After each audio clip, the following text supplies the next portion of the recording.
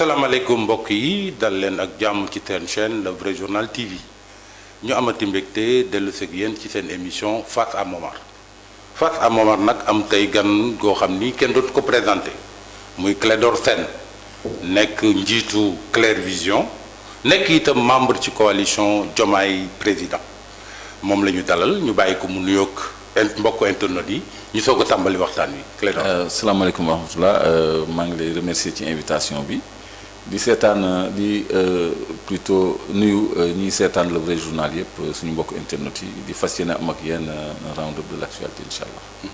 présentation bi nag xaw na sommaire waaye bi may préparer émission bi di def samay recherche. léeg-léeg nga dégg ñu ni Clédor Sène acteur de la société civile. léeg-léeg acteur politique. léeg-léeg ñu ne activiste. ban la ci ñett yooyu Clédor. est-ce que du yëpp parce que man je suis leader d'un mouvement citoyen qui s'appelle Clair Vision. sant gindi askan bi. donc qui fait dans la conscientisation. et principalement ñun dañu indi le débat sur la gestion de nos avoirs. miniers, pétroliers et en général nos avoirs.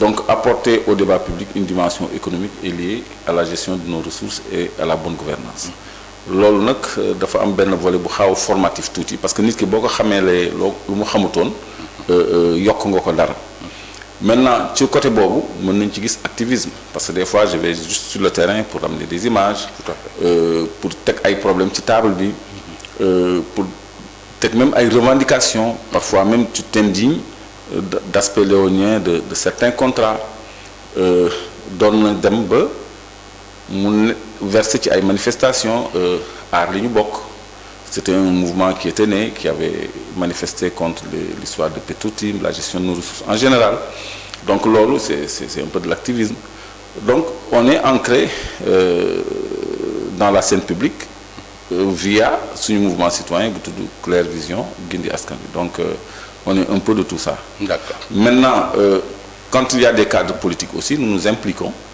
parce que lépp lu concerné avenir du Sénégal parce que bokkoon nañu FNR Front National de Résistance bi nga xam ne moo regroupé woon opposition bi yëpp ci législative yi intégré woon nañu Yewwi Askan bi ci liste yi mais bon il y a eu mal donné mais loolu moo waral suñu ancrage dans la scène aussi bien publique que politique parce que politique kenn mënu ko dàq parce que Sénégal toll woon na foo xam ne il fallait se déterminer parce qu'il y avait deux pôles le système et l'antisystème le pouvoir et l'opposition pour faire plus simple donc il fallait que ku nekk assumer fi mu féete ba noppi def ci li mu ci war a def donc pour ça jonction avec les politiques mënta ñàkk mais c'est une évolution en Y comme je dis Y boo ko xoolee c'est une ligne droite bu ngeen atteindre seen objectif après ku nekk demaat jël particularité. mais ci gàttal daal ñetti casquette yëpp mu ngi fi activiste acteur politique yëpp mu ngi fi acteur de la société civile. waaw mënuma ci bañ benn wax dëgg yàlla par objectivité. effectivement léegi nag ñu ñëw ci waxtaan wi commencé ko nag par l'actualité brûlante. actualité brûlante mooy li nga xam ni amoon na fële ci Grand Théâtre dimanche bi passé. muy conférence politique boobu nga xam ni Ousmane Sonko ak ndawu Pastef yi. ñu ngi ko doon def. am nañu jàpp ni sax ndaje bu ni mel mënoon naa ñàkk est-ce que yaa ngi ñëw yéen a bokk xalaat. Non parce que xam nga Ousmane Sonko c'est le leader du PASTEF c'est le président du PASTEF on l'appelle président à cause du PASTEF donc ñoom bi ñu nekkee au pouvoir ba léegi on a vu beaucoup d'attaques yoo xam ne ñu ngi koy subir sans coup férir donc day compréhensif mu def un rassemblement boo xam ni dafa am ñaari symbolique yu ci nekk bi ci njëkk mooy son avocat bi nga xam ne bi mu fi njëkkee ñëw pour plaider ko dañ ko éconduire manu militari Juan Branco alors que son adversaire bi mu jotee loon ci yoon amoon un avocat étranger maître Olivier Sur à qui on avait permis de venir défendre son client que bi mu ñëwee une deuxième fois il est rentré par d'autres voies assister à une conférence publique une conférence de presse après génn ñu cueillir ko en terre étrangère indi ko Sénégal collé ko ay motifs d'association de malfaiteurs et tout ça kon kooku tey bu ñëwee en toute liberté assister à une conférence publique sans courir aucun risque ça montre que quelque chose a changé. Il y avait une symbolique. Il y avait une symbolique. La deuxième symbolique c'était que la manifestation était autorisée au cœur de Dakar, centre-ville, grand théâtre. Donc le préfet n'a pas jugé interdire comme il l'a fait à Akapes, à Guédiawaye et à Keur Massar. Là où c'était loin de provoquer des troubles. Donc ça veut dire qu'il y a quelque chose qui a changé. À partir de ces c'était une sorte de consécration du changement. Du changement. Et là, on a senti vraiment que les choses ont changé. Et les gens sont venus des autres régions sans être éconduits, sans être arrêtés, sans être convoyés. Le bateau a continué à naviguer. Donc les choses sont retournées à la normale. Maintenant, politiquement, le PASTEF avait besoin d'être requinqué un peu parce qu'ils font face à des assauts de toutes sortes. Donc c'était un moment politique de rassemblement. Donc je suis mal placé pour juger de l'opportunité ou non, mais il y avait un objectif de communication qui a été déroulé. Donc loolu laa ci retenir principalement. Bu ñëwee ci communication boobu. Parce que c'est surtout l'aspect qui a fait le plus âgé, muy les propos de Ousmane Sonko à l'endroit de la presse, à l'endroit de certains magistrats, le dossier Prodac, dont il dit que c'est sur sa table. Ak yu mel noonu ñu bëri ŋàññi nañ daal un certain nombre de ses propos. Noo gisee waaw man lenn rek laa trouvé de gênant ci ses propos lenn kese mooy fi mu ne que le ministre lui a fait parvenir une vidéo où il y a quelqu'un bon loolu je crois il pouvait en faire l'économie mais si l'objectif est de prouver que impartialité mooy la rigueur maintenant je crois qu'il l'a assez prouvé dans ses propos en disant que képp ku fi def lu dul yoon même bu bokkee ci moom yoon dina def liggéeyam ci kaw c'était ça le message en fait te bi mu ko waxee tout le monde a applaudi donc mënoon na bañ a àgg foofu mais par rapport à la presse tu sais la presse est un bloc quand elle est attaquée hein. Quand elle n'est pas attaquée elle ne l'est pas. C'est vrai qu'il y a du corporatisme parfois. Il y a beaucoup de corporatisme très corporatif. Mais il faut remarquer une chose on est en politique comment nga mën a am un groupe de presse en face qui a un patron qui est politiquement impliqué. ITV c'est un groupe de presse qui a une radio, une télé et un journal. Mamadou Ibra Kane il est où? À ITV. Il était candidat à l'élection présidentielle. Après ça n'a pas marché, il a soutenu Amadou Ba, le candidat de Benno. Le candidat de Benno. Bon, un adversaire politique qui a un groupe de presse, mais c'est pas n'importe quel adversaire avec des milliards en plus. Donc, qui a télévision, radio, journal, Bougane Gueye Dany, il a également un groupe de presse. Il était candidat à la candidature. Et il est adversaire politique du PASTEF et il l'assume. Quelqu'un comme ça qui a une télé, une radio, un journal, le groupe TFM, son président fut conseiller à la présidence. Donc politiquement coloré. Il a même son mouvement aussi a été membre pendant très longtemps de Benno Bokk Yakaar. Ouais. Donc quand Ousmane Sonko parle, moi ce sont ces gens-là que je vois en plus de Madiambel Diagne qui a son groupe de presse et qui est proche du régime sortant. Donc ce club-là, mais c'est un appareil très puissant en face de n'importe quel régime. Donc il faut faire face à ce type de groupe de pression incarné par des patrons de presse ou des groupes de presse qui, dans leur plateau, avec certains types de chroniqueurs, ne font que dans l'attaque parfois même crypto-personnelle des tenants du régime. Mais perception boobu nga ci am perception boobu laa ci am man parce que ñoom dañuy teg ay plateau yoo xam ne ŋàññi nguur gi rek lañ fi nekkee. À quelle fin on ne sait pas mais nguur gi aussi il faut que mu défendre boppam. Mais est-ce que perception boobu nga ci am ça ne donne pas raison à ceux qui pensent que. affaire impôt yi ñu yëkkati. c'est une sorte d'épouvantail que l'État aussi. manipule pour dire à ces gens-là mais écoutez. Vous croyez que vous pouvez faire mal parce que vous êtes dans un combat politique. Mais nous aussi on peut faire mal. Est-ce que aussi on ne peut pas avoir cette perception de la chose? Les impôts là ne datent pas de 2 mois. Cette gouvernance elle date de 2 mois. Donc man j'aurais souhaité qu'une solution soit trouvée pour cette question fiscale-là par rapport aux groupes de presse et aux entreprises de presse. Pour qu'on ne soupçonne pas l'autorité politique de s'en servir comme moyen de pression. Maintenant, le groupe des médias est en contentieux avec la justice. Il est question de la liquidation d'un même de ces immeubles. Mais ça, c'est un long processus qui a suivi son cours normal. Donc, ça n'a rien à voir avec le nouveau régime. Mais il faut attirer l'attention qu'on a un régime de fiscalistes. C'est pour la plupart des inspecteurs des impôts et domaines. Aussi bien le président que le premier ministre, voilà, ils sont issus de ce corps. Même Biram Souley, tous ils sont issus de ce corps. Hein? Les Omar Wali Bodian, tous ils sont des impôts et domaines. Bon. Et à la décharge de Ousmane Sonko, il faut reconnaître que parmi les solutions qu'il avait préconisées pour lui financer le développement du pays, le premier poste, le premier levier, c'est les impôts, la fiscalité. Et il faut le reconnaître parce qu'il a souvent parlé de niche fiscale. Ouais. C'est-à-dire des impôts qui auraient dû être recouvrés et qui ne l'ont pas été ou qui ne le sont pas. Donc, su fekkee dañu war a indi ay correctifs, il faut les apporter. Maintenant, faudrait-il que les gens s'acquittent de leurs impôts? Je pense que c'est ce qui est normal dans une république normale.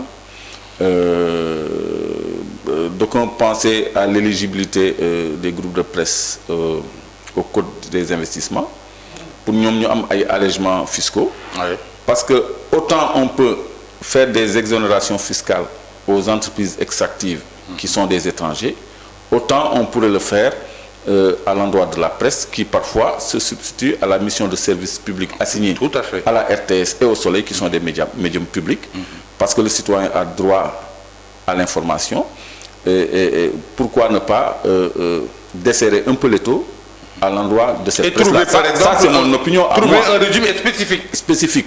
Voilà. Donc, et mettre beaucoup plus de démocratie dans la gestion et l'attribution des publicités et des conventions à l'endroit de la presse, que ces conventions et publicités ne profitent pas seulement aux allégeants, mais à toute la presse. Donc, voilà des créneaux qu'il faudra explorer. Mais si nous regardons les fi nek tembe ay bor ñoo fi nek yo xamné ñu wara fay la.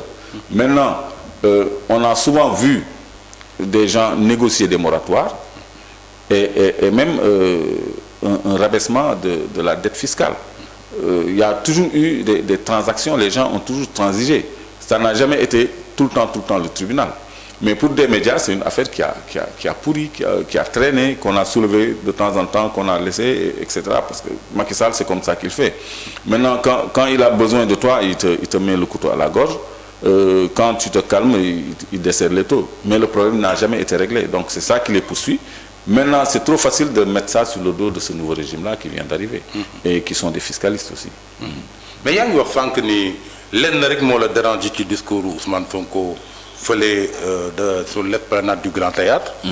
Moi, en fait, c'est étrange qu'il a eu avec le ministre de la Justice. Et qu'il a révélé. Mais, est-ce que aussi le fait qu'il ait dit que le rapport d'OFNAC de Prodac est sur sa table, est-ce que l'autre aussi, ça ne relève pas en fait de fonction du Premier ministre? Parfois, on peut avoir l'impression qu'il y a un mélange des genres entre le Premier ministre et le chef de parti. C'est très compliqué de départir l'homme de la fonction. Ou de tracer une frontière entre le président du parti et le Premier ministre. Le dossier OFNAC avait été aussi un dossier politique. Prodac. Parce que Prodac plutôt, Prodac, autant pour moi. Parce que moi j'avais parlé de OFNAC. Le dossier Prodac. Prodac, oui. Mais moi j'ai compris même Prodac. Donc des fois on ne s'entend pas parler. Heureusement que tu es là. Donc c'est la mémoire qui joue des tours des fois. C'était un dossier éminemment politique. Bon, on a vu pour un problème entre deux personnes, un problème de diffamation, l'État s'impliquait par son procureur qui avait ajouté 2 chefs d'inculpation, ne l'oublions pas. Et après lui, on a vu l'agent judiciaire de l'État s'impliquer dans le dossier, poursuivre un citoyen jusqu'à Abuja pour qu'il soit déchu de ses droits civiques et politiques. Un agent judiciaire de l'État, il défend les intérêts de l'État beaucoup plus sur le plan économique et financier que on n'a jamais vu. Moi, je n'ai jamais vu un agent judiciaire de l'État avoir comme objectif la déchéance politique d'un adversaire, quitte à refuser l'application de décisions de justice favorables à ce même adversaire. Donc ce dossier est éminemment politique. Moi, j'étais témoin volontairement, parce que je devais prouver qu'il y avait détournement. Birahim Seck devait prouver qu'il y avait rapport. Bon, tantôt on parle de pré-rapport ou de rapport, mais moi je dis toujours café noir, café au lait, c'est toujours café. Pré-rapport et rapport, c'est toujours un rapport. Maintenant qu'il soit Premier ministre chargé des Finances également, parce que c'était un rapport de l'IGF, que ce dossier soit sur sa table est tout à fait normal. Mais est-ce qu'il a besoin de le révéler en public et dans le cadre d'une conférence politique, encore une fois? Ce dossier a un aspect politique, parce qu'il a rappelé que c'est à cause de ce dossier-là qu'il n'a pas été candidat à l'élection présidentielle. Il a cité Badio Camara, président du Conseil constitutionnel, qui a dû aller chercher la décision de justice, le verdict, quoi, pour s'en servir comme prétexte pour l'écarter de la course présidentielle. Donc, on ne peut pas exclure de ce dossier son aspect fortement politique. Et moi, je comprends que ça le tienne à cœur, parce que c'est une injustice qui se révèle maintenant. Combien y a-t-il eu de morts dans ce dossier? Combien y a-t-il eu de mensonges dans ce dossier? Combien y a-t-il eu de préjudices dans ce dossier? Donc, mon beaucoup yëkkatee pour wane ni lañ ma doon tuumaal démb yëpp dara taxawu ci du dëgg, preuve baa ngi nii sama bureau, c'est de bonne guerre, c'est l'homme politique qui parle pour moi. D'accord, d'accord. Léegi nag ñu avancé tuuti ñëw ci ñi fi nekkoon muy président Macky Sall ak régime am. ñu taxaw ci bilan bi tuuti. parce que dinañ lay faral di ngay dégg. di yëkkat sa kàddu ci bilan bi. mais dafa am ñu taxaw nii. Macky Sall bilan matériel am. mucc na ayib. ce qu'il le dit, il pense sans doute au piment, PIDC, TER, BRT, etc. Et que c'est au niveau du bilan immatériel qu'il y a eu problème. Est-ce que vous partagez votre opinion d'abord? Non, partagez mon opinion parce que man, je n'ai pas l'émerveillement si facile. Parce que TER, BRT, c'est un joyau. Stade Abdoulaye Wade, c'est un joyau, c'est des choses bien visibles.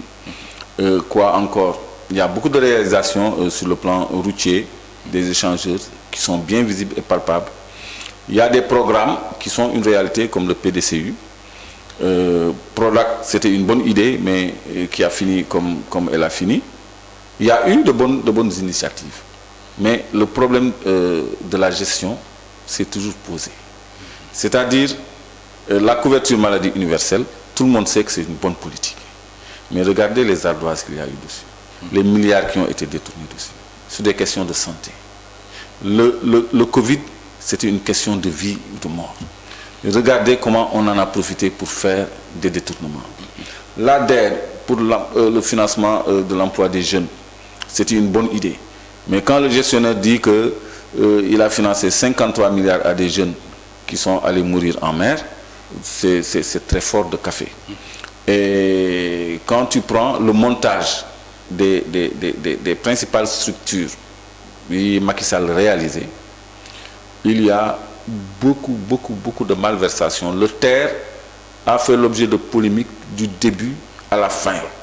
Tout le monde a pensé que c'était pour sauver Alstom qui devait faire des licenciements.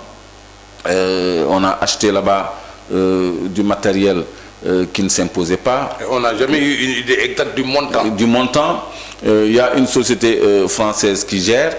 Il y a des coûts en maintenance qui sont perpétuels. Donc, est-ce que c'était opportun de mettre plus de 1200 milliards dans ce projet-là, ou fallait-il les mettre dans les départements, dans les régions, parce que ce n'est pas que Dakar, d'autant plus que c'est 30 km. Un autre Sénégalais qui prend le TER avec tout confort peut avoir une idée contraire. Qui paye 500 francs à 1000 francs pour aller de Dakar à Rufisque ou à Diamniadio, de façon tout à fait rapide et confortable, il peut dire, oh, ça, c'est une aubaine. Mais maintenant, quel impact sur l'économie? Est-ce que c'est un investissement structurant?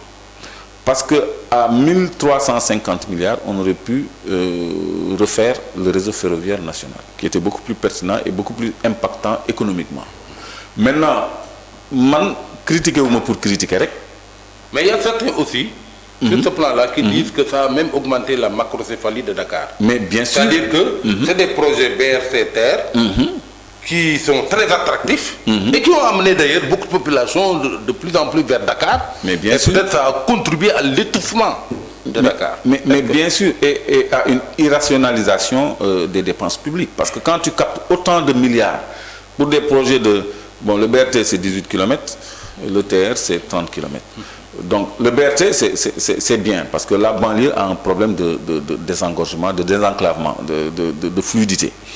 Mais l'opportunité de tels investissements se pose quand il s'agit du TER, parce que si à un même coup, on aurait pu mailler le réseau ferroviaire, refaire le réseau ferroviaire de Kédougou à Dakar, et jusqu'à Ziguinchor, en Casamance, Kolda, Casamance, Saint-Louis, Dakar et tout, je crois que ça, c'est beaucoup plus structurant qu'un tronçon de 30 km qui va au pôle urbain de Diamniadio, où personne n'habite encore, où il y a des problèmes techniques liés à l'implantation d'immeubles là-bas, à la voirie, l'assainissement. Il y a beaucoup de problèmes qu'on ne dit pas sur cette zone, qui était à vocation outrancièrement agricole, du fait de cette qualité spéciale de sa terre, mais qu'on a transformé en béton. C'est comme une cité fantôme. Personne n'y habite et on y a mis des milliards et on continue à y injecter des milliards et des structures et ce n'est pas compréhensible.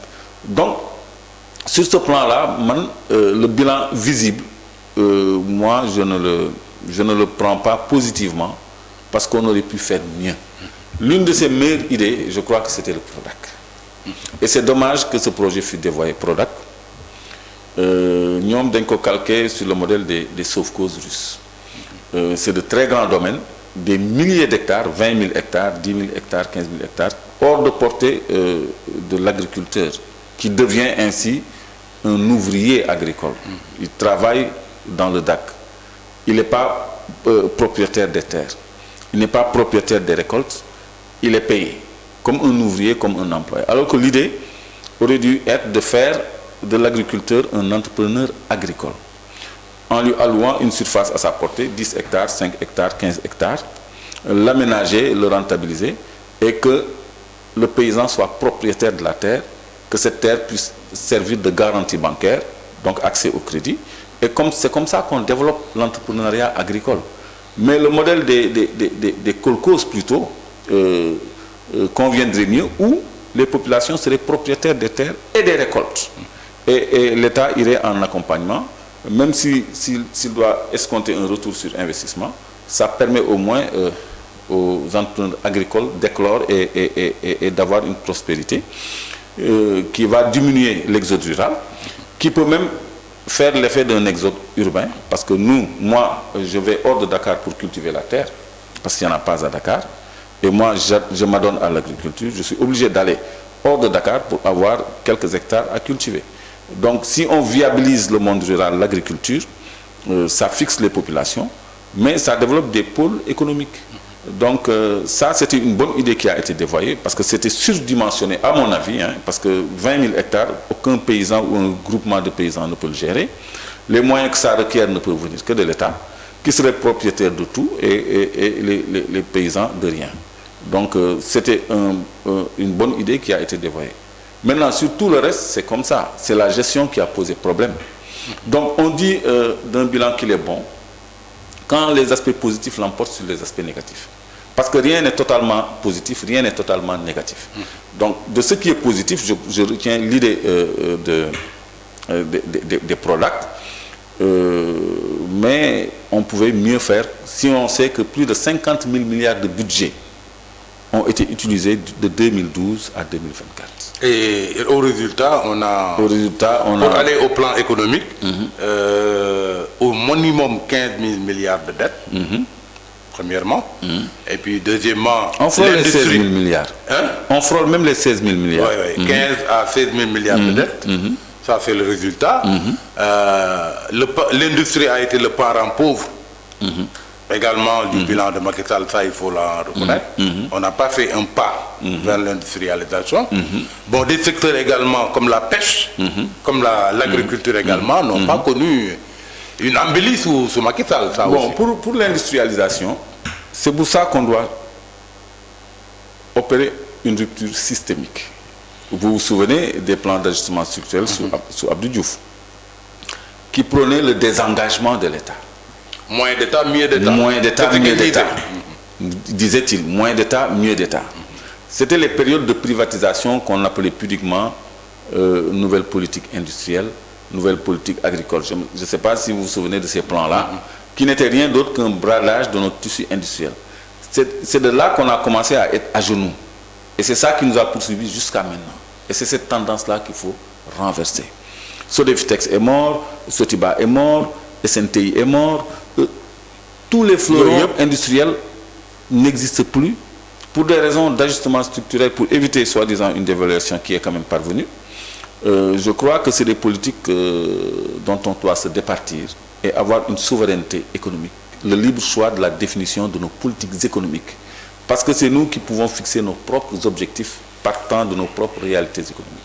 Donc l'industrialisation est une nécessité pour tout pays sous-développé qui veut sortir du sous-développement. Parce que et la corréler avec l'agriculture. Mais l'agriculture, c'est le secteur de base. Okay. C'est le secteur de base. Le secteur primaire, c'est le secteur de base. J'en arrivais. Parce que les ICS, par exemple, dont le contrat fini au mois de septembre, c'est un fleuron qui aurait pu servir de soubassement à l'agriculture. On aurait pu s'en servir pour fabriquer des engrais. Au lieu d'exporter tout brut le phosphate et importer en retour des engrais. On aurait pu les faire ici comme la Senchim le faisait. Non, émission bi olof la sax. Lu mel ni ICS par exemple, nga xam ni dañ ciy defar engrais. Mën nañ ci defar engrais plutôt comme ni ko Senchim doon defee. Buñ ci tegaatoon loxo, donc loolu benn industrie la bu taxaw ba pare. Am na ay industries yoo xam ne c'est pas à créer, lu fi nekk la ba pare dañ ciy teg loxo rek. Mais agriculture moom mooy base du développement te bu ñu waxee agriculture dañ koy yaatal ci napp ak càmm gi wax donc secteur yooyu moom moo mën a alimenter transformation industrielle boo xam ne usines yi dañ koy soxla mais ressources naturelles yi tamit dafa laaj ñu transformer ko fii sur place comme ni ko Mali commencé def loolu dafay indi naissance su benn tissu industriel bu bees boo xam ne ñun dinañu mën a defar li ñuy soxla parce que mënuñu comprendre ñuy jéggaani engrais te am fii phosphate boîte sardine boo jënd kenn defareewu ko fii te yabooy beeg yoos bi fii lañ koy nappee am na ay bateau usines yoo xam ne au large sax la ñuy defaree sardine bi xëpp ko port ñu dugal fii ñu jaay ko te ñun am nañu ressource bi jën yi nga xam ne thon bi par exemple président Macky Sall daf ni dafay jàll rek bu ñu signéwul contrat ci thon bi day dem ci beneen dëkk ñoom ñu profité ci alors que l'idée mooy nga wut ay thoniers yoo xam ne 3 milliards lay jar boo ci amee 10 jox ko suñu armateurs yi nga xam ne ñoom ci pêche la ñuy yëngatu ñu jël ressource bi jàng découpe parce que Asie loolu dafa cher dafa am valeur ñu transformer ko loolu tam xeetu transformation la usine lay laaj unité industrielle lay laaj ñu exporter ko mu jural ñu devise xaalisu bitim réew nga xam ne dina suuxat ñun suñu budget ak suñu économie donc yu mel noonu ci la ñu waroon a dem parce que xam nga Ablaye Wade bi muy ñëw au pouvoir waroon na fekk déjà régime socialiste defar infrastructure yeeg tali yeeg yooyu yëpp moom affaire économie ak industrialisation la waroon a lijjanti nguur gi tamit waroon na fekk loolu yëpp pare ba ñu am un tissu industriel boo xam ne dem rek mooy des xoolal ñu ngi jël suñu premier baril de pétrole tey. waaw tey am nañu ni sax c'est un jour historique. waaw parce que premier baril bu jógee ci Sangomar. le champ de Sangomar c'est le premier baril officiel. oui le premier baril c'est officiel. C'est le premier baril considéré production commerciale. ok waaw parce que. mais loo entendre par officiel que y avait des barils peut-être que. waaw y avait une exploitation qui se faisait en sourdine. voilà oui c'est même pas en sourdine parce que au mois de le 7 juin dernier Jérémy Sox le vice-président de Woodside qui est chargé du volet exploitation a affirmé qu'ils avaient, eux, Woodside, commencé à commercialiser le pétrole de Sangomar. Commercialiser. Et que le Sénégal aura son premier baril en mi-2024. Nous y sommes. Heureusement que ce pari a été tenu, parce que sur le plan politique, maintenant, l'avenir est dégagé. Donc, c'est pour ça que je considère ce premier baril comme le premier baril commercial. Parce qu'avant ça, il y avait des productions qu'on appelait productions d'évaluation, appraisal wells, pour, disent-ils, évaluer les débits, la qualité, etc. Bon, on n'a pas besoin de plusieurs années. Donc, toutes ces productions-là ont été commercialisées par Woodside. Maintenant, on est arrivé au début du partage de production. Okay. Donc, ça veut dire qu'on a au moins 18 000 barils par jour pour le Sénégal. Donc, quelqu'un qui amorce sa première gouvernance pétrolière et gazière. Mais les infrastructures, ce n'est pas que les routes. Infrastructure doit être tali kese. Mais bokk na ci raffinerie mbaaw bi nekk fii Sarr dafa nekk en pleine agglomération ay dëkkuwaay ko wër amatul sax emprise sécuritaire war nañ ko dolli 5 millions de tonnes supplémentaires bu jóge Sangomar naka la koy absorber est-ce que du bombe au cœur de Dakar alors que ñoom ni ñu gàttandoo pétrole bi waroon nañu gàttandoo noonu ay infrastructures yoo xam ni une seconde raffinerie bu nekk zone Fatick Foundiougne d'où provient la ressource nga xam ni Sarr dañ koy désengorger mu yem ci capacité de traitement 1 200 000 tonnes parce que ñoom dañu bëgg a monter à 6 millions parce que nee nañu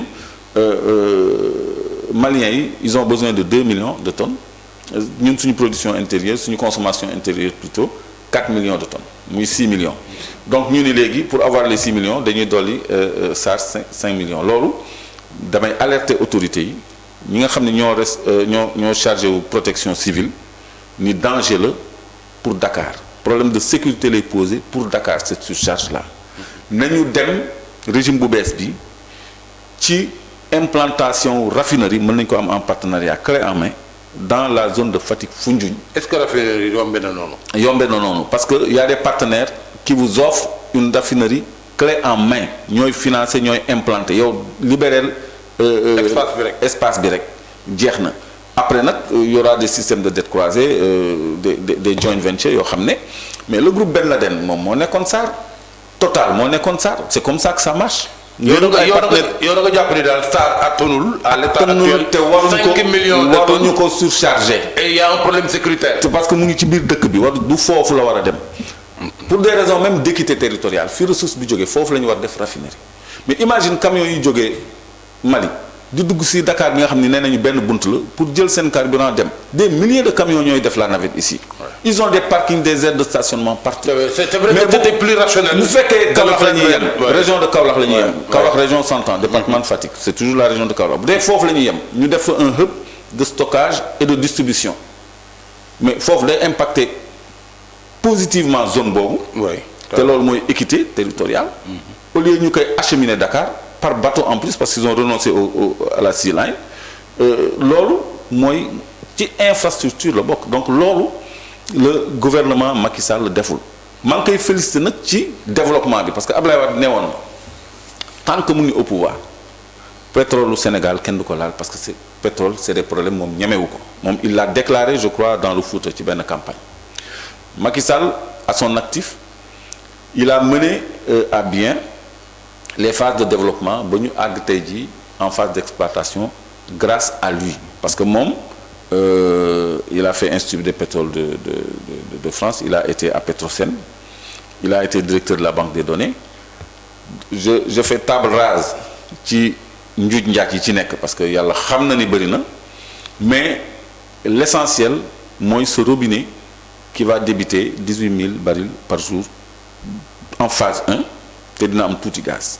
donc loolu on le lui doit parce que c'est sous son magistère parce que pétrole bi yàgg na fi nekk te kenn yóbbuwu ko à ce niveau-là léegi nag ci wàllu infrastructure waroon nañ ci waajal suñu bopp ci pétrole boobu raffinerie mais aussi également complexe pétrochimique boo xam ni comme xeetu butéel yi plastique yeeg les produits dérivés dafa am benn matière composite de base bu tudd polypropylène boo xam ne moom la ñu defaree les éponges les caoutchoucs les gaines les PVC tout donc loolu waroon nañ ko coupler avec une raffinerie dans la zone de Fatick-Foundiougne. nga xam ni foofu dañuy am un début d'industrialisation, c'est comme ça qu'on transforme ces ressources. mais nag Clédor. waaw yow léegi da nga jege ñi nga xam ne ñoo yor nguur gi te problème bii ngay soulever. c'est un problème extrêmement important. qui touche à la sécurité de Dakar.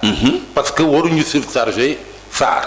yàgg naa ko est-ce que wax nga ca waxtaan nga ci ak autorité actuelle yi. déedéet waxtaanuma ci ak benn autorité. parce que nag lu mel nii parce que dama jàpp ni ñu ngi may dégg te ñoom ñoo nekk au pouvoir ñoo yore les données.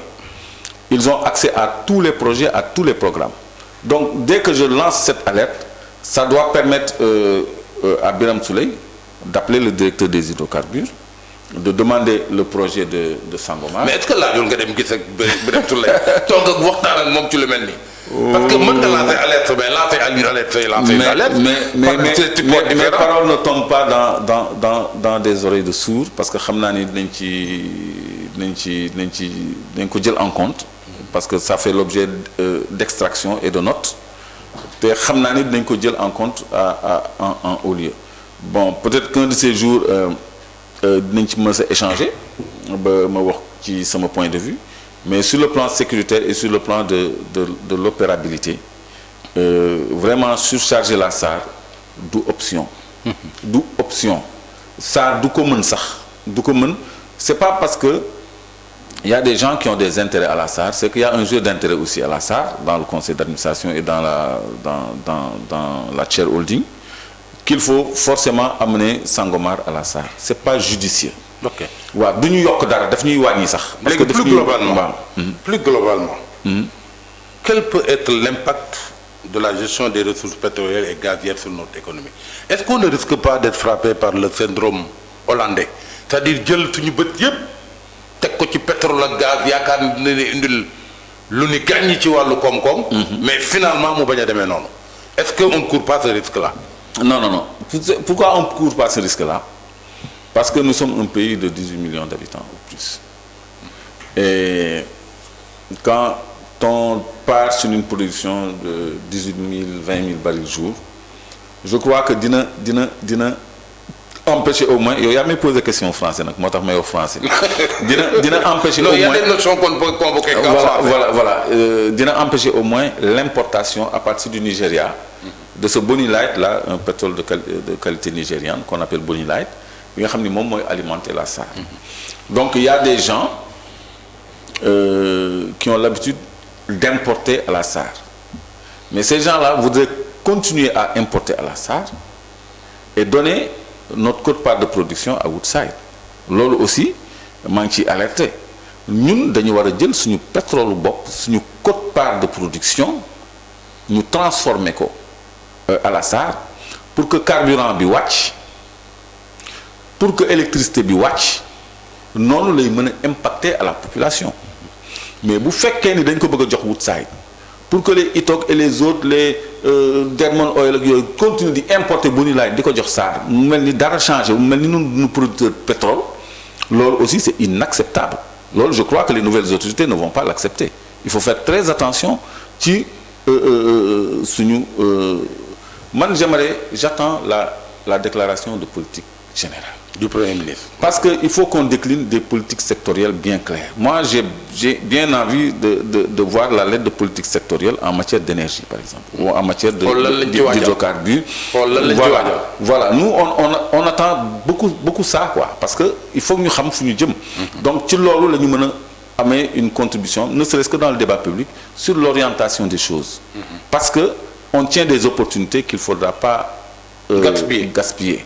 Donc, suñu pétrole mën nañu jëriñ bu baax parce que li ñuy importer di ko fayal bateau di ko jënd d'abord bii doo jënd yaa ko moom ci sa teen lay ball mënoo ko arrêter, tu es même obligé d'allumer une torche benn flamme bu nekk ci kaw pour wàññi pression bi pour mën ko manutentionner tellement dafay ñëw. Il y a 26 puits qui sont raccordés à la FPSO, 26 puits. Donc yow am nga opportunité mën a alimenter sa raffinerie à partir de ton pétrole local, ça te coûte moins cher. Mais impact bi mooy day wàññi carburant drastiquement day wàññi par conséquence électricité aussi drastiquement. mais est-ce que dans les négociations le partage n'a pas posé problème est-ce que amuñu problème ci partage parce que bu ñu jëlee par exemple le contrat avec Woodside 82%. ñoo ko moom. nous Petrosen 18% rek la ci am. c'est-à-dire pour ñi ñuy déglu. xam lu baax li ñuy wax. mooy Woodside. pétrole bi muy exploité fële ca Sangomar. buñ ko xaajee juróomi yoon benn xaaj bi le Sénégal moom. da koy manqué tuuti sax da koy manqué tuuti ñeenti xaaj yi teg tuuti. Woodside moo koy moom. muy société australienne. est-ce que ci contrat yi ni ñu ko signé ni ñu ko xaatimee baax na. non ni ñu ko xaatimee baaxul mais bii moo ci tane. parce que yeneen ni 10% lañ ci am na sax yoo xam ni 0% lañ ci am c'est des concessions simplement. mais ça c'est grave comme ci or bi on a cédé nos 10%. on a 0 dans l'or on a 0 à Sococim et on a 0 à beaucoup d'endroits mais fii Petrosen a négocié jël na li ko code pétrolier may la possibilité d'avoir 10% d'actifs supplémentaires donc mënoon na dem ba 20% xaw ma 2% yi la nga fu mu nekk on pouvait avoir 20% parce que loolu la code pétrolier wax départ dañu lay jox 10% c'est gratuit beneen 10% bi da nga koy jënd donc ñoom pourquoi ñu jënd 8% au lieu de 10%. et pourquoi code pétrolier di ñu limiter à 10% d'actifs supplémentaires loolu aussi problème la parce que Sénégal war na mën a jënd 40% parce que c'est sa ressource donc loolu c'est un premier problème mais fii ñu partage bi lésé mooy dans la grille de partage de production dafa am lu ci Macky Sall def loo xam ni su ma xamoon ni on aborderait ça doon naa indi un contrat parce que le contrat il est dans mon téléphone mais il est pas sous version papier exploitable. grille de partage de production bi dafa concerner la production restante maanaam bu ñu rembourser les coûts pétroliers ba pare la cay des la ñu tuddee production restante loolu mooy def l'objet de partage de production léegi dañu ni jusqu'à 100 000 barils jour Sénégal ci production restante bi day am 25%. mais au-delà de 100 000 barils c'est-à-dire si on a 100 000 barils on passe à 30% de la production restante au lieu de 20%. On gagne 5% supplémentaire ci part de production. Maintenant, vous, président de la République, moi, Woodside, je vous amène un plan de production de 100 000 barils. doo mën a yokk ci benn baril pour ñu pas changer tranche. Oui. C'est le seuil. Passer de 25% à 30%. C'est le seuil qu'on a mis sur la table de Macky Sall et il l'a signé. Moi, je sais que Macky Sall n'est pas un nigo. Il comprend qu'avec un baril de plus, qu'on gagnait 5% de plus. Un baril, c'est 159 litres. 159 litres de plus. Il pouvait l'imposer. Est-ce que ça, c'est préserver les intérêts du Sénégal? Mais pourquoi des poulots? Mais ça, c'est des deals. Mais les entreprises-là peuvent être des porteurs de parts. Peuvent être des porteurs de parts, tu ne changes pas de grille. Les 5% là, après, bon, voilà, vous arrangez. Mais c'est tout. Vous les partagez. Mais c'est comme les renonciations fiscales. Quelqu'un qui doit payer, Teranga Gold, qui doit payer 150 milliards aux impôts. On lui dit non, paye 14 milliards. Mais où est passé le reste? Oui, tout le monde ne perd pas dans l'opération. C'est pas de la gentillesse, c'est pas de la mansuétude. Non, non, non. Yoy nak dañ ko wara xol. Yoyu xam nga Sénégalais dañ koy tayi xol. Yoyu man rek mako mëna tek ci table bi indi grille de partage de production bi ni ba 100 000 barils ñun 25 lañuy am. Mais buñu tégué ben 30 lañuy am. Mais pourquoi ñuy signer 100 000? Le seuil de production bu doon 95 000, 96 000, 98 000 sax ñu comprendre. Mais 100 000 net. C'est vrai.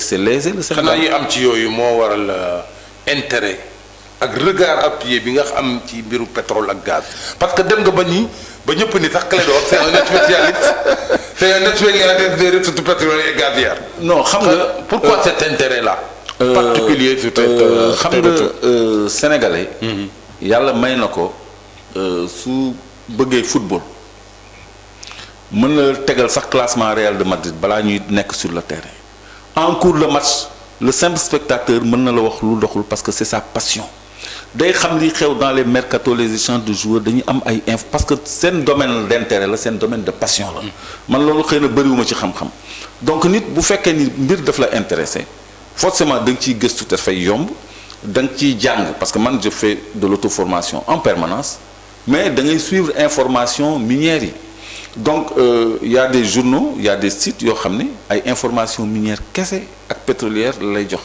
yow loolu mooy sa information bu fekkee ni yow politique moo la intéressé la politique française américaine ay Le Monde ngay lire ay les journaux internationaux la lettre du continent am na ñoo xam ne du ñu rater dara ci actualité internationale c'est leur domaine d'intérêt noonu nga mel ci pétrole noonu laa mel ci ressources naturelles en général au-delà du pétrole et du gaz. ok léegi nag ñu ñëw ci bilan ñaari weer yu njëkk yi ci gouvernement bu Diomaye. président Diomaye le duo Diomaye Sonko. Il y a des mesures qui ont été prises dans le secteur de la pêche. pour assainir. Sur le foncier aussi. Noo gisee ces premières mesures là. Bon sur le foncier ne serait que dans ces deux premiers secteurs. waaw sur le foncier c'est des mesures conservatoires. Parce que dañu arrêter toute procédure de mutation d'immatriculation d'octroi de bail et même de construction sur le littoral sur le domaine public maritime le temps ñuy auditer secteur bi pour xool kan moo nekk dans les normes kan moo nekkul dans les normes lan la ñuy autoriser ak lan la ñuy interdire te foofu ñi nga xam ne ils sont dans le droit amuñu benn inquiétude à se faire man gis naa sax des hôtels qui sont sur le front de mer qui sont très inquiets de l'arrêt des travaux parce que dañu foog ni dañuy remettre en cause seen assiette foncière alors que les hôtels et les cliniques c'est des cas particuliers qui peuvent bénéficier du domaine public maritime. Mais c'est différent de quelqu'un boo xam ne ñu autorisé la nga nekk booru géej nga tabax immeuble 7 étages di ko jaay parce que da ngay def business sur le patrimoine public te loolu c'est pas donné à tout le monde nga tabax immeuble 7 étages def ay appartements de très haut standing di ko jaay ay centaines de millions mais loolu aussi il faut ñu xool bu fekkee ne lu existant la ba pare naka nga koy séddoo ak état au moins sax mu dugal dara ci kees parce que à l'origine c'était pas l'objectif visé. Tout à fait. Mais comme il y a un existant est-ce qu'il faut le détruire ou bien est-ce qu'il faut une contrepartie financière loolu c'est des choses qui sont. Il y a même le PDS qui a proposé une taxe très forte. Par exemple loolu loolu laay junj mooy une sanction pécuniaire une redevance donc te dañu élargir cette commission parce que man j'étais même pas pour cet élargissement à outrance de cette commission parce qu'on y a mis toutes les institutions ay HCCT ak yooyu je pense que c'est pas nécessaire mais démarche inclusive la boo xam ne yaatal nañ ko donc ñooñu ñu ngi xaar ñu rendre seen conclusion ñu jël décision donc loolu c'est une bonne démarche et puis c'est un acquis ci pêche bi aussi jël nañu ay mesures conservatoires may dalal xelu Sénégalais yi rek ni bientôt décembre parce que les licences finissent en décembre donc ak lu mënti am décembre on va redistribuer les cartes c'est pas trop loin donc dinañu am un secteur assaini et beaucoup de Sénégalais yi nga xam ni prête-nom lañu monsieur le ministre de la Pêche c'est facile à identifier il faut demander à tous les armateurs leurs états financiers les charges qu'ils payent et tout ku ko ci indiwul rek il est pas propriétaire parce que boo nekkul propriétaire mënoo am état financier kooku je salue au passage ça va être très bizarre Alioune Ndoye qui a assaini le secteur qui a exigé ces critères financiers là aux propriétaires de navires donc loolu je crois que son successeur a remis en cause li mu defoon foofu mais je crois que c'est vers ça qu'on doit retourner pour pouvoir faire le tri mais de toute façon décembre arrive on va faire forcément le tri sur la base de nouveaux critères donc léegi suñu digganteeg Union européenne tamit ñu xoolaat ko ci contrat yi ñuy signé ak ñoom on n'est pas obligé ñun dañu war a dem ci développement effort de pêche national pour ñu am une flotte de pêche nationale ñun war nañu mën a débarquer war nañu mën a am ay pélagique ay thonier ay démersal ay xeetu bateau de pêche yu yëpp pour mën a et puis exiger comme les Mauritaniens le font la mise à terre des prises et leur conditionnement sur place avant toute réexportation donc Mauritanie fulla boobu ñu am ñun war nañ ko am donc loolu mooy tax secteur pêche bi florissante. Mais d'ici décembre daal on va tout remettre à plat On va tout les contrats viennent à terme. Les licences de pêche viennent à terme. Donc loolu moom dañ koy tëggaat. Donc foofu du am benn pression. La pression c'est jusqu'à décembre et il y a des mesures conservatoires fii ak foofu. Ok. Donc loolu la parce que ba noppi le respect des zones de reproduction yi nga xam ni kenn waru cee napp. Parce que dafa am ay xeer ay zones de reproduction yoo xam ni à moins de 6000 miles. Démersales côtières yi mooy jënu xeer yi fa la ñuy juree donc foofu waruñu may bateau yu mag yi di fa napp kooku c'est réservé à la pêche artisanale nga xam ne ñoom seen ay mbaal yu simple la ñuy yor wala des fois pêche à la ligne la ñuy def sax pour te loolu du yàq ressource bi parce que bu ñu leen mayee ñoom ñu napp foofu parce que même les espèces pélagiques yabooy beeg jay bi les poissons de surface nga xam ni mooy ci géej li mbol li gàncax gi li ñax bi doon ci jur gi yabooy beeg jay bi pélagique yi loolu la ñu doon ci géej gi parce que yeneen jën yëpp moom la ñuy dundee léegi bu amee surpêche ci côté boobu day am rupture du cycle de reproduction nga xam ni léegi jën yu mag yi dañuy gën a sore mool yi dañuy gën a yàgg ci géej gën a sori ci géej gën a dépenser en carburant gën a dépenser en versuailles njaba gën a dépenser en glace ay charge bu ñu ñëwee du ñu amati la même quantité ba noppi jën bi dafay cher dafay rare exportateurs yi rek ñoo koy mën a jënd ay kilo 6000 francs xamal c'est pas à notre portée donc loolu je crois que lu ñu war a defaraat la mais toujours les inspecteurs des pêches tamit les Sénégalais nañu am toujours patriotisme parce que chaque navire étranger dañ koy obligé mu embarquer benn inspecteur des pêches pour respecter ndax mailles yi respecté nga ko ndax variétés yi nga war a napp respecté nga ko ndax defoo chalutage de fond boo xam ne dafay yóbbuwaale xeer yeeg. dëkkuwaayu jën yëpp dafay am ñuy non amul soupçonné am na ñoo xam ne mais dañ leen jox 200 millions xam nga 200 millions boo ko joxee fonctionnaire. ñu gëm seen bët ci lépp xam nga loolu Sénégalais yi ko mën a bëriwul il faut du loolu aussi c'est un problème. loolu aussi suñu problème la dans les mines aussi c'est la même chose. effectivement voilà loolu daal mooy problème bi Sénégal. bon y a un autre aspect aussi bu gën a fës ci ñaari weer yi ñu génn. muy la reddition des comptes. mais ma conclure rek ci bilan 2 mois yi. oui bokk na ci aussi réseau fay nañu. opérateur économique yi producteurs yi. ak bourse étudiants yi. oui loolu tamit def nañ ko ci c'est vrai. loolu tamit c'est à saluer et à applaudir. en peu de temps léegi ñu ñëw ci reddition des comptes. le président a demandé que rapport yi nga xam ni. ñu mel ni OFNAC. Cour des comptes. defoon nañ ko. de 2019 à 2023 ñu publier ko. publier nañ ko nag jur na coow lu bëri. ñëpp di xaar ay poursuites am ci. yow sa wàll boobu bokk nga ci ñi nga xam ni. ne nga daal mbir mi dafa xaw a. yéex dafa xaw a yéex. pourquoi nga jàpp ni dafa xaw a yéex. waaw parce que dafa am yoo xam ni jarul enquête dafa leer ba pare loolu da nga koy jëbbal yoon rek bu ñu àtte ko mu jeex. da ngay xool Bamba Fall par exemple maintenant am 29 quartiers mu yokk ko ba 59 après mu yokk ko ba 108 pour dire que chef de quartier bu nekk da koy jox 600 000 par an donc mu gonfler le nombre de chefs de quartier de 29 à 108 loolu dafa leer rapport moo ko prouvé c'est pas Clédor qui le dit mais loolu jarul xaar mais président Ousmane Sonko nee na. ñoom dañuy xaar ba ñu réformer justice bi ba ñu taxawal justice bi jox ko tous ses attributs doog a déposer sur sa table les audits yi nga xam ni ñoom ñoo ko fi fekk ñoom commandité wuñ ko yu pare woon la ba pare. lenn rek la ñuy saluer mooy quand on a enjoint le directeur de l'OFNAC de publier les rapports et il l'a fait dans les délais qui lui étaient impartis mu nekk lu dolleeku ci yi fi nekkoon ba pare mais Sénégal def naa benn rapport rek. mën na leeral lu bëri mooy le rapport sur le Covid-19 bi nga xam ne dafa épingler 9 ministères ak seen i DAGE ak yooyu est-ce que les DAGE vont payer tout seul wala dañuy emporter wala ay ministres ce qui est sûr mooy dossier boobu kese bu ñu ko instruire ñu bëri dinañu daanu léegi nag il faut que ñu taxawal un appareil judiciaire autonome indépendant. On disait que c'est 1000 milliards. Peut-être c'est 6 milliards qui sont litigieux.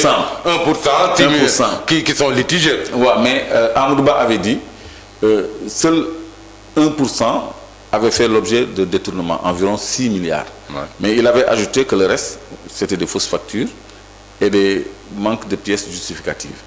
Mais fausses factures, ça, tu l'as.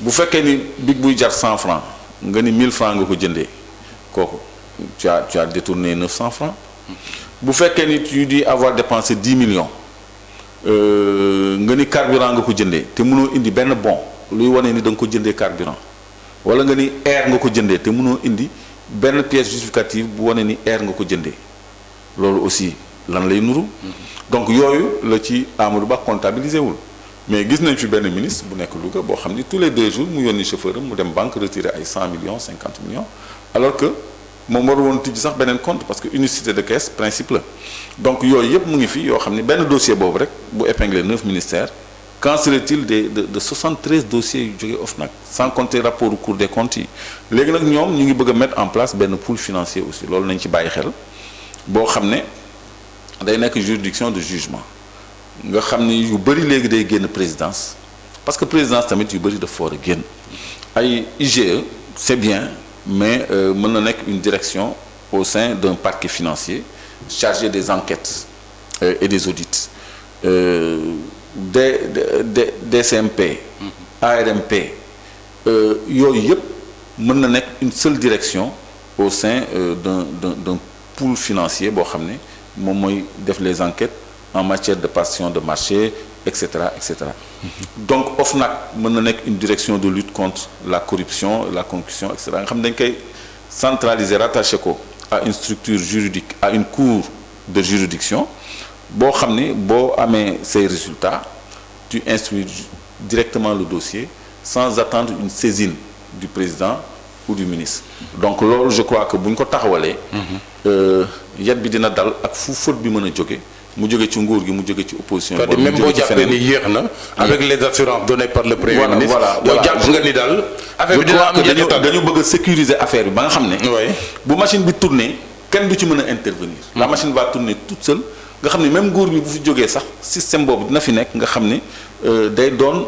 lu normal la reddition des comptes et ku jalgati rendre compte ci yoon mais laata ñuy yegg ci loolu yow lancé nga sa propre opération jàpp sàcc non c'est-à-dire loolu opération boobu c'est venu des commentateurs commentateurs yi ñoo ko tuddee noonu voilà et puis léegi nu mu tuddati chroniqueurs yi daal di koy adopté daal di koy titrer c'est parti comme ça mais man j'ai de la pudeur à l'appeler ainsi mais li wóor ba wóor mooy am na ay dossiers yoo xam ne dafa leer ba pare day baax ñu koy teg ci table bi comme par exemple le dossier des 45 milliards 300 d'armement nga xam ni amul benn montant bu dul montant général montant total plutôt 45 milliards 300 millions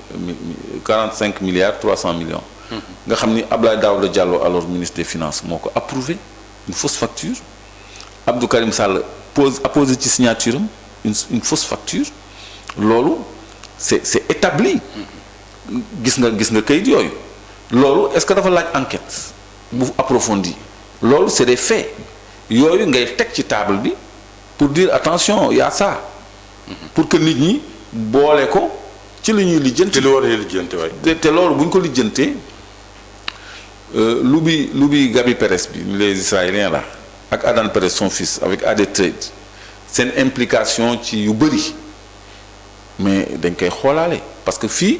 kenn waxatul waxu secret défense parce que seen benn confrère moo ko fi soulevé te yoon toppeewu ko dara kon ñun am nañu droit reprendre ko teg ko ci table bi ni nañ ci def yoon donc bëri na ay cas de malversation yoo xam ni des fois dama koy signaler wane naa fi IPRES ak caisse de sécurité sociale ñuy placer ay milliards en DAT di placer ay milliards à la Banque de Dakar avec la traçabilité bancaire je les ai produits donc léegi l'autorité qui veut en savoir plus mais moi je suis à son entière disposition parce que loolu c'est un jet pour susciter le débat et pour orienter l'investigation mais la matière elle est là donc loolu suñu contribution la ci bonne gouvernance ak mais léeg-léeg mu am lu mu la jural itam ci wàllu yoon par exemple citation directe bi nga xam ne moom la baarataal ak avocat am servir. waaw loolu ci conséquences yi la. non loolu ci conséquences yi la mais toll ci situation bi.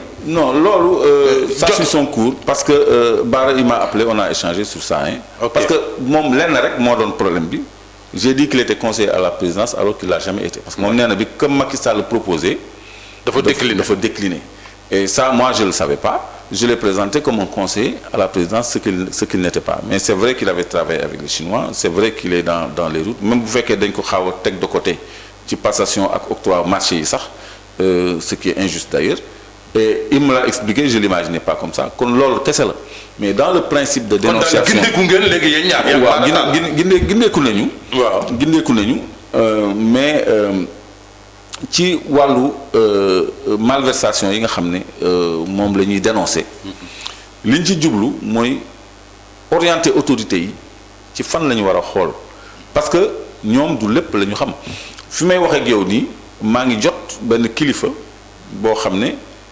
dafa def ci benn compte 2 milliards. 2 milliards de francs. avec ses identifications ses coordonnées et tout. Donc loolu bon est-ce que da nga koy teg sur la place publique wala da ngay xaar ba ñuy taxawal li ñuy taxawal nga verser ko à l'OFNAC tout citoyen mën na dem OFNAC porter plainte. léegi am na loo xam ne. mais yow loolu doo ko bàyyi mu jàll. Non jamais moi nous sommes en train de construire un collectif pour le recouvrement des avoirs du Sénégal des avoirs miniers pétroliers et de tous les avoirs donc ñu xool ban forme lay jël loolu duñ ko bàyyi mu jàll parce que loolu lan mooy efficacité bi est-ce que dénoncer ko la kooku daw génn dëkk bi wala nga jox ko OFNAC mu convoquer ko pour entendre ko gannaaw bu mu la entendre yow ba pare yow nga indi say éléments nga verser ko après ñu woo l'intéressé xool su fekkee ni l'information est avérée moom ñu wax ko mu justifier les 2 milliards s'il peut les justifier ma xam ni man maa ci ñaawoon jot rek lu ko leew la mais bu fekkee ni mënu ko justifier nag voilà. mu doon kii ci kawam. am na lu fi xew temps yi toujours parlant de justice muy assises yi fi amoon. pour réformer la justice. sa présence nag indi benn controverse ñëpp daan clé d'or war yu bokk ci ñu invité ci biir mais nangam boo noo gisee loolu. non ñëpp waxuñu loolu de. pas ñëpp quand pas ñëpp. mais am na ñu ko wax léegi da ngay wax ñan ñoo ko wax. am na ñu bëri ñu ko wax waaw léegi ñan ñoo ko wax. waaw Madiambel Diagne moo ko wax. man dama dem Almadies aéroport teg le doigt sur un problème foncier moom il est à fond dans le foncier am na société immobilière. moom waa régime bi la après lui kan moo ko wax Moustapha Diakhaté kooku il saigne du cœur noonu la ko yàlla bindee mënul supporter nit kuy am lu baax wala kuy jëm fu baax à part lui Adama Fall c'est presque un activiste politique ndeysaan il défend l'APR bec et ongle quitte à prendre des risques te moom joxuñu ko sax cër bi ñu ko war a jox ca fa muy réclamer woo kooku moo ko wax mais à part ça ki ma ci gën a retenir mooy gëm sa bopp a fait un communiqué Bougane hein loolu moo ma ci xaaw a jaaxal quoi di dénoncer man sama présence alors que on parle de justice quand même man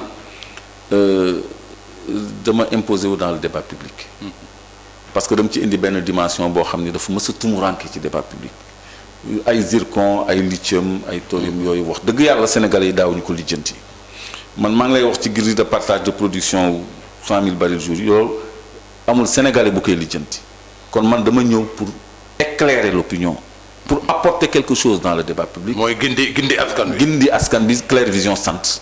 ci la ñu nekk ñun. ci loolu la ma buggaan wooye woon sax pour may animer benn chronique à la Sen TV. boo xam ne dama doon yee nit ñi. waaw loolu ma jaaxal nag yaa buggaan neexoo woon ngeen nag. non ba nga fay animer rek mais boobu nekkate boobu. ñu ngi ko teg paaka ci pour te man yëguma ko léegi ma ñëw. di wax ci or bi di wax ci gaz bi di wax ci pétrole bi di dénoncer ni Gadiaga am na gaz mu jékki-jékki daal di saborder émission bi. Alors au début j'avais pas compris pourquoi mais maintenant avec le recul j'imagine aisément que bon c'est certainement un moyen de pression. Alors que émission boobu bu dawoon 6 mois rek nit ñi xam lu bari ci ressources minières et c'était très dommage que mu nekk juste un moyen de desserrer un étau quelque part. Donc léegi loolu. moo tax man bi ma attaqué ça m'a surpris parce que on a d'excellents rapports on s'appelle man je comprends pas les hommes politiques wax dëgg yàlla Babacar Gaye j'allais l'oublier sama grand la mais je l'ai entendu m'attaquer vertement je me dis mais c'est pas possible lui mais non man politicien man mënuma ko comprendre donc loolu c'est tout à fait subjectif maintenant li objectif mooy Moi, je suis un acteur incontournable par la force des choses. Donc, quand on parle de réforme de la justice, si le président de la République pense que j'ai un mot à dire, en tant qu'ancien détenu, moi j'ai totalisé 12 ans de prison politique quand même, 12 ans. Hein? En 2021, j'avais été arrêté qui a fait une manifestation Pastef, Man, Guy Marius Sagna ak Assane Diouf. Ça, il ne faut pas l'oublier. Donc, bu fekkee ni dañuy wax ci li doxul ci justice,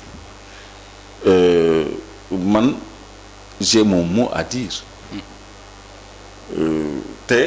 J'ai versé des propositions dans les conclusions qui ont été prises en compte par le rapporteur. C'est des propositions qui font avancer les choses. Parce que dëgg mën na jóge ci praticien du droit comme dëgg mën na jóge ci justiciable. On a invité des détenus qui ont galéré en prison, hein.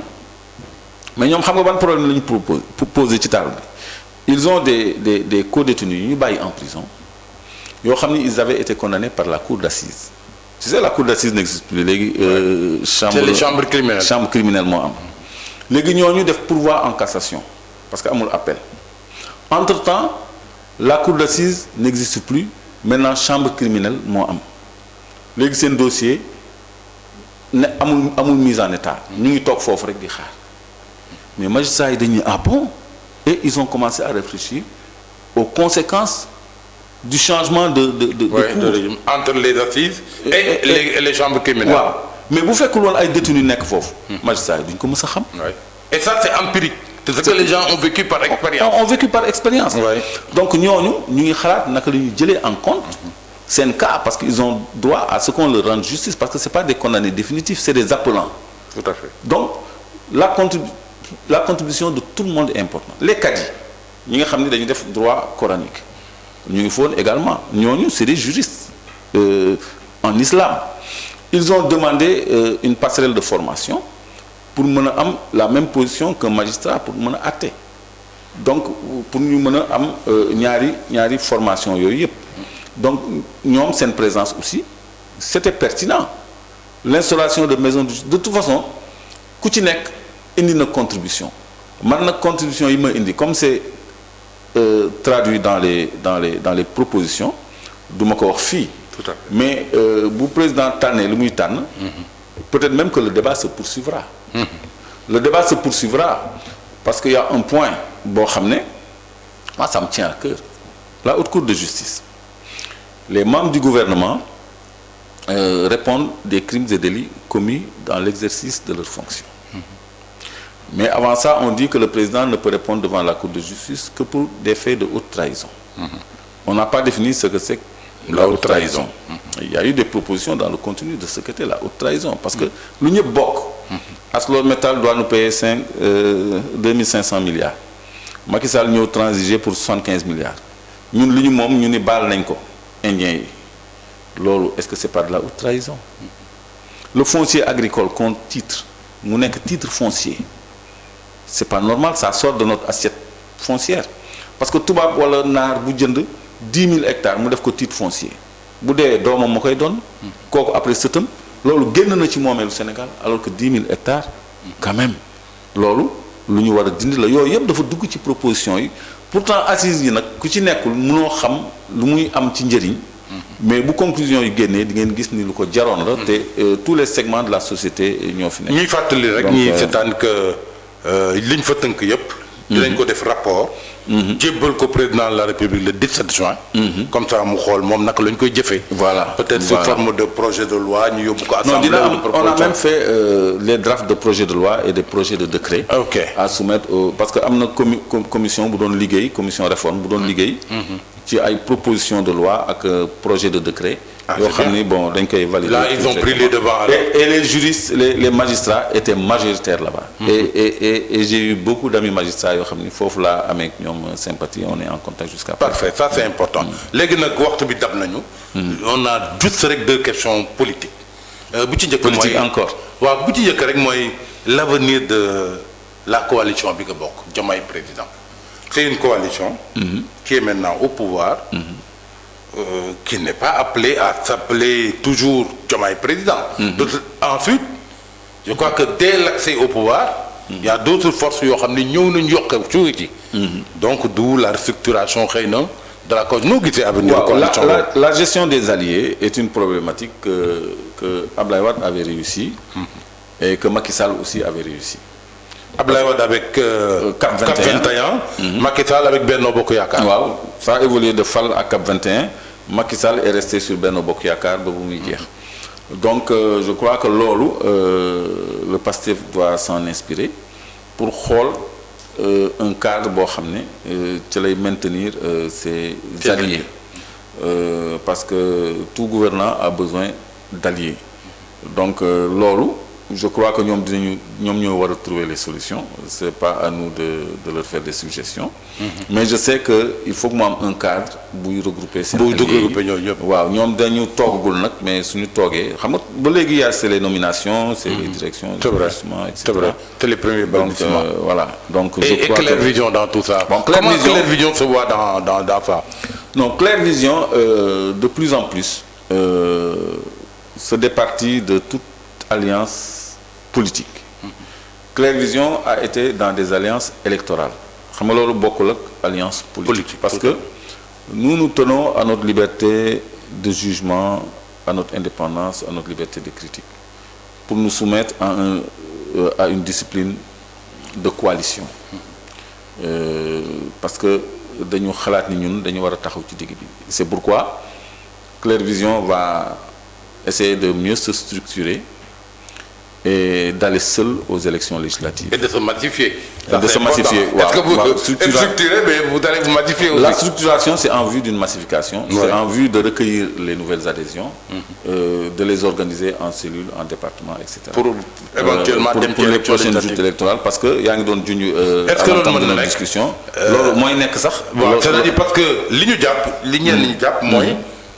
le président de la République, en vertu de la Constitution, a la possibilité, 2 ans après l'installation assemblée, de dissoudre. Loolu dafay tomber septembre bii ñu jëm. Que président Bassirou Diomaye Faye mën na ci coobare boppam tas assemblée. Comme ni ko Macron entre parenthèses dafay en France barki dem. Tas assemblée ñu dem ci yeneen élection. Gis nga perspective boobu yow. waaw perspective boobu moo am parce que. pour mettre en conformité exécutif bien sûr parce que xam nga par exemple Ousmane Sonko a dit à propos des victimes que ñoom baale wuñu. et il y a eu une loi d'amnistie xam nga ndax loolu détail boobu teguñu ko ci table bi nee nañ ñoom diggewuñu loolu donc c'est une remise en cause tacite du projet de loi d'amnistie léegi yow boo amul majorité à l'Assemblée nationale parce que yow. Taxawu Dakar bi nga àndaloon mu am 13 députés dem na beru Wallu bi nga xam ni yéen a dekkoon intercoalition moom tamit beru na du coup yow minoritaire nga sax Assemblée nationale bien que yow ñooñu ils se sont redevables de beaucoup ci seen poids mais parce que en réalité 25 députés la am ca la yam voilà léegi moom mais il faut ñu régler ce problème de détournement de suffrage là le peuple a besoin de redistribuer les cartes, le peuple lui-même, au-delà de Pastef.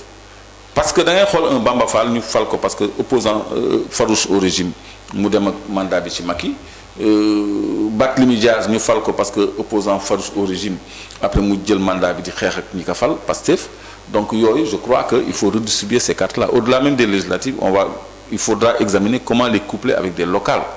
Pour nous rétablir la volonté populaire. Donc dans cette perspective parce que yoon maye na ko Claire Vision dina waajal boppam dina samp ndëndëm parce que ñun gëmuñu ni dañu war di dem ci ay coalition comme tout le monde parce que structure bu nekk dafay baax mu am un grade électoral. Et comme moi parfois j'ai fait l'objet de controverses j'ai besoin de cette caution populaire là demal sama bopp seul moo gën may dem ci benn liste.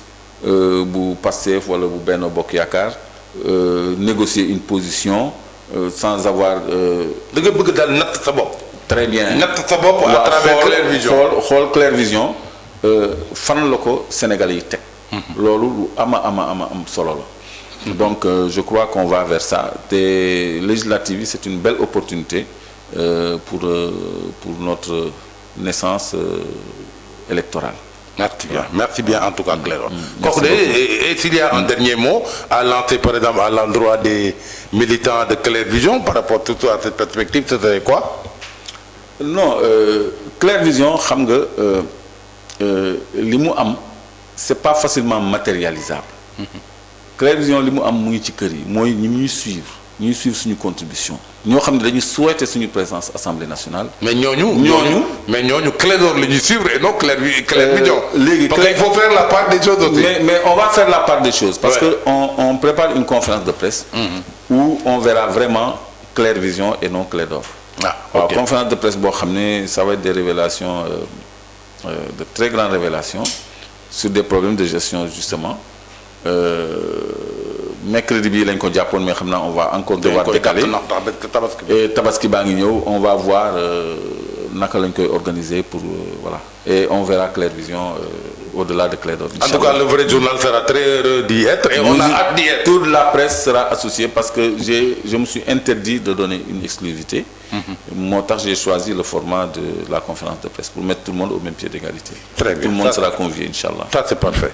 Donc rendez-vous est pris pour la prochaine conférence de presse de Clair Vision. Juste après la tabaski ou les jours qui vont suivre. Ouais. En tout cas ñu ngi lay sant di la gërëm Clédor ci wuy si bi ci teew bi. je crois que waxtaan bi am na solo trop. te suñu mbokk internet yi xam naa ne am na lu bëri luñ ci jàngate. mbokk yi lii lañ doon indi loon tey ci seen émission Face à Momar di yaakaar ni waxtaan wi jot na leen amal njariñ di leen jox rek dig daje ba fan yi ci beneen émission Face à Momar jërë ngeen jëf wasalaam.